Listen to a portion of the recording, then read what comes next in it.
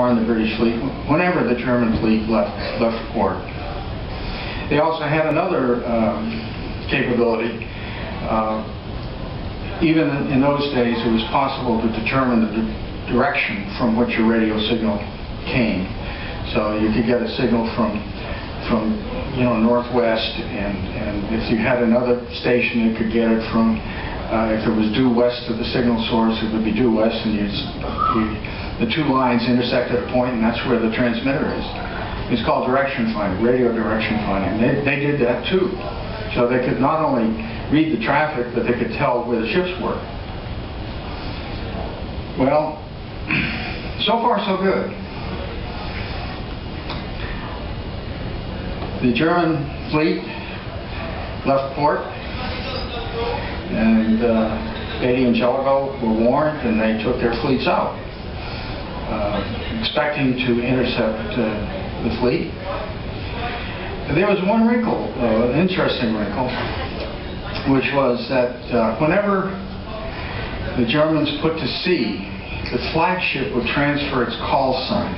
Call sign is like WOR. It's what a station, each individual station has. KDKA in the United States. It's something that identifies who the sender is. It's called a call sign. But they would take their call sign and put it ashore. And Room 40 had been doing this long enough. This is 1916, so they'd been in the business for a good year and a half or so. They knew pretty much that meant the fleet was going up. It was one of the indicators. The liaison between Room 40 and the Admiralty, which was the top decision makers of the British Navy, was a crusty fellow named Admiral Thomas Jackson. And he was of the old school, very much of the old school. He didn't like intelligence. Intelligence made him change his mind. Oh, heavens, that he would change his mind. And Room 40 would usually deliver their documents to the Admiralty in a steel box, and he had once cut his hand on the box. And he said, "Oh, well, bloody people don't know what they're doing." And, so he didn't care much for intelligence at all. And so he was, maybe Room 40 knew that the fleet was at sea, but as far as he could see, when they said ashore, they meant that the fleet was ashore. It wasn't common knowledge. This particular exchange has been a matter of historical controversy since the Battle of Jutland, since 1916, exactly what happened, because it was crucial. This particular failure was crucial to what happened in the battle, and I'll show you why. Somebody published a book in 1920, a memoir of a guy that was in Room 40 at the time, and he claimed it was common knowledge and the Admiral should have known it. Recently I read an article in the Journal of Military History that said, no, it wasn't common knowledge, and so on and so forth. One of the things I love so much about history is there are always arguments, particularly about military history, but in any event, what happened was the Admiralty sent a message. Now they knew that the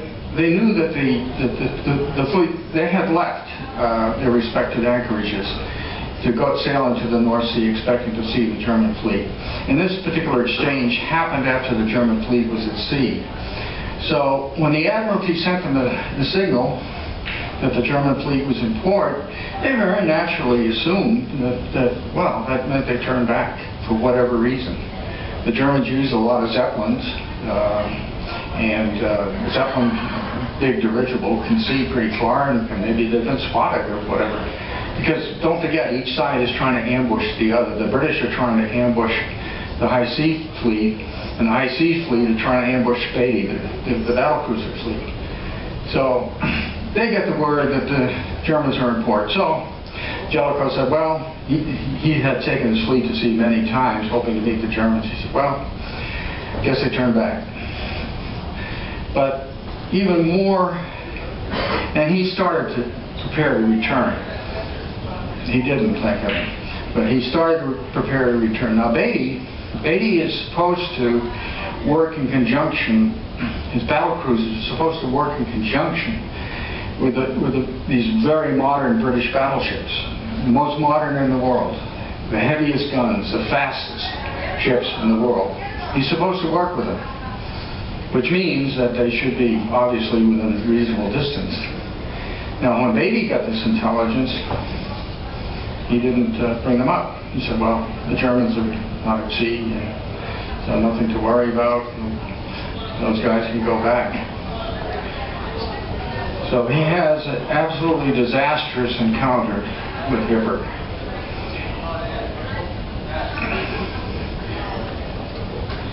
This is a map of kind of what's happening. Here's Beatty.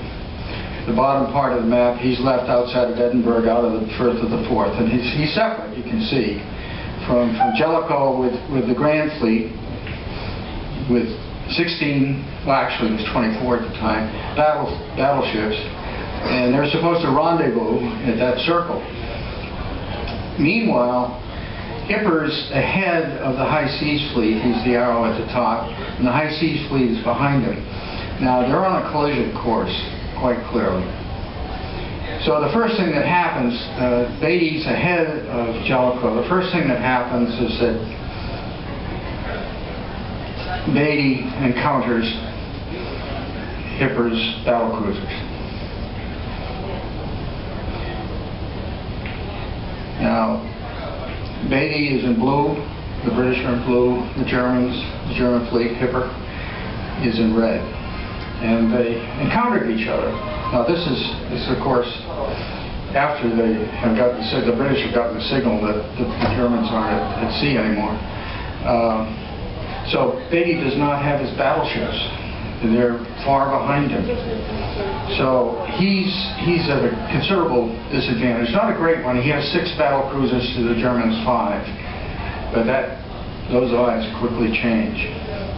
They opened fire at a range of 15,000 yards, roughly 9 miles. And they opened fire about 20 minutes to a quarter of 5 in the afternoon. This isn't May, so the daylight stays open it's daylight for a very long period of time. And they exchange fire. They have to adjust who's firing at who. There's 6 ships firing at 5, and they have to adjust that to make sure that no German ship remains unengaged, and the Germans are doing the same thing. So this is called in British naval history the run to the south, because they're going south. So this is the first engagement of the Battle of Jutland. And they're proceeding in roughly parallel courses, and the Indefatigable blows up. Now what does that mean? It means that a shell got into their magazine. The magazine is where the gunpowder and shells are stored. It's the most critical part of a warship.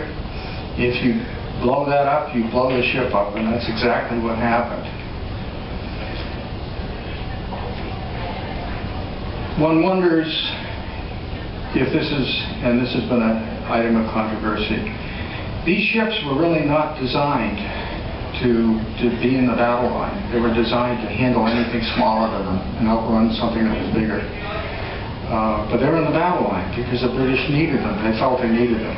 But it was a disaster because they're poorly protected, especially the deck armor.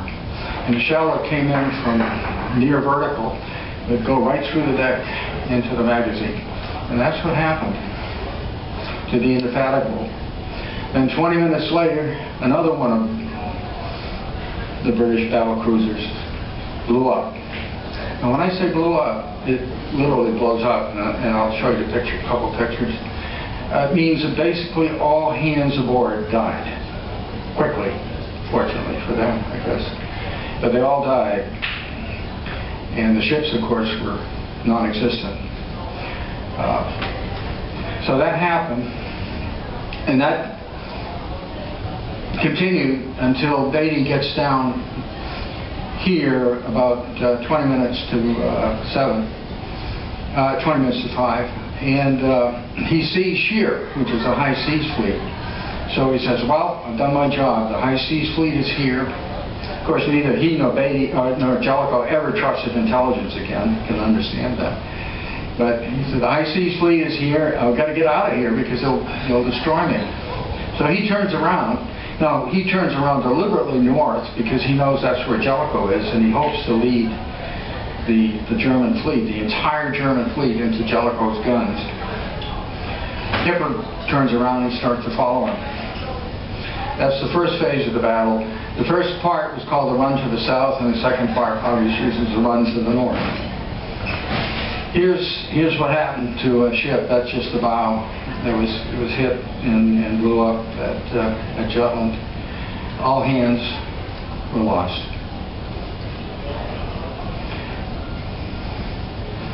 Here's another ship, Queen Mary, one of the newest battle cruisers in the British Navy. It too blew up. It's an interesting corollary to this, by the way, that the Hood, the pilot of the British fleet, was also a battle cruiser. And despite the lessons of Jutland, her armor was never strengthened, and the Bismarck sank her in 3 salvos in the North Sea in the Denmark Strait in 1941. So it's clearly a ship that was inadequate to the ship design is inadequate to the stresses placed upon it by a major fleet action. Now, what happens next? Beatty keeps going north. He's over here on the left. He's leading the German fleet to Jellicoe, and Jellicoe, that he had his ships arranged in 6 columns of 4 battleships each, and he had practiced a maneuver where they come down and then they all turn in such a way that the ships are lined up. And so he knows that the German fleet is coming, the high seas fleet is coming, and he, by putting his ships in column and then maneuvering them more or less in column, he's able to, what naval parlance is called, cross the T, the goal of every fleet command. What that means is that if your opponent is coming toward you in a column of ships, only the first ship in the column really can engage very well. The others have to fire off to the side. In the meantime, they are the vertical stroke of the T. In the meantime, the horizontal stroke of the T is the opposing fleet, and every ship can bring every gun to bear on the column. That's why it's considered the classic naval maneuver. It almost never happens. I mean, the Americans tried to do that at the Battle of Guadalcanal and failed. But needless to say, it's the dream of every naval commander to execute this particular maneuver, and Jellicoe did it. He brought all of the guns of the Grand Fleet to bear on the German column of battleships. Well, Scheer, who up until this point thought he was going after Beatty, looks with horror, and the descriptions say that the line of 24 British battleships stretched for several miles, and they're all shooting at him. And he knew already that even if he hadn't been outmaneuvered, he knew already that he was in big trouble because he was in a column. He wasn't deployed to parallel the British deployment, and he had to take it on the chin from the British battle line. So he's in big trouble. But he had practiced, Scheer had practiced something he called a battle turn, and there's a German name about this.